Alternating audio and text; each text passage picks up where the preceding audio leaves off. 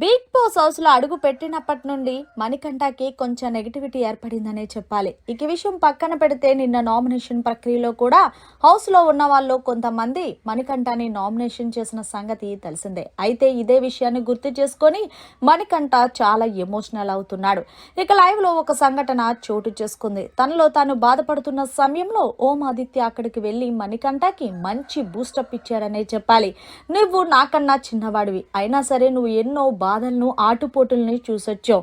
నీకు చాలా ఫీలింగ్స్ ఎక్కువ కాబట్టి ఆ ఫీలింగ్స్ ను నువ్వు మనసులో దాచుకొని నువ్వేంటనేది జనాలకి నిరూపించు. ఇలా నువ్వు ఎమోషనల్ అయిపోతే నిన్ను సింపతి స్టార్ అంటారంటూ నువ్వు ఇక్కడికి వచ్చింది గేమ్ ఆడటానికి, నువ్వేంటని నిరూపించుకోవడానికి. అంతేకాదు నువ్వు ఇక్కడికి వచ్చావు అంటే ఆల్మోస్ట్ నువ్వు విజయం సాధించినట్టే మణికంఠ. నువ్వు ఇలా ఎమోషనల్ అవ్వద్దు, నీకు నేనున్నాను అంటూ మంచి బూస్టప్ ఇచ్చే మాటలు మాట్లాడుతున్నాడు లైవ్ లో ఓం ఆదిత్య.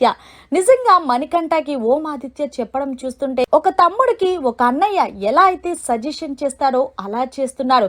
ఇప్పుడు నిన్ను ఎవరైతే నామినేషన్ చేశారో వాళ్ళందరూ కూడా నిన్ను చూసి భయపడేలా ఉండాలి. నువ్వు విన్నర్ అవ్వే క్వాలిటీస్ నీలో ఉన్నాయి కాబట్టి కొంచెం నీ ఎమోషన్స్ నీలో దాచుకొని నువ్వు ఏం చెయ్యాలనేది మాత్రమే ఆలోచించు.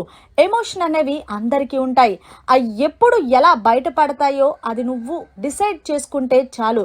ఇలా ప్రతిసారి ఎమోషనల్ అవ్వద్దు అంటూ నేనున్నాను, అలాగే మనందరినీ సపోర్ట్ చేయడానికి బయట జనాలు ఉన్నారు అంటూ ఓం ఆదిత్య మణికంఠకి చెప్పే విధానం చూస్తే వరెవ్వా అనాల్సిందే. ఏదేమైనా సరే ఓం ఆదిత్య స్టైల్ వేరే లెవెల్ అనే చెప్పాలి. మరి మీరేమంటారు? ఓం ఆదిత్య మణికంఠకి చెప్పే విధానంపై మీ అభిప్రాయాన్ని కామెంట్ రూపంలో తెలియచేయండి.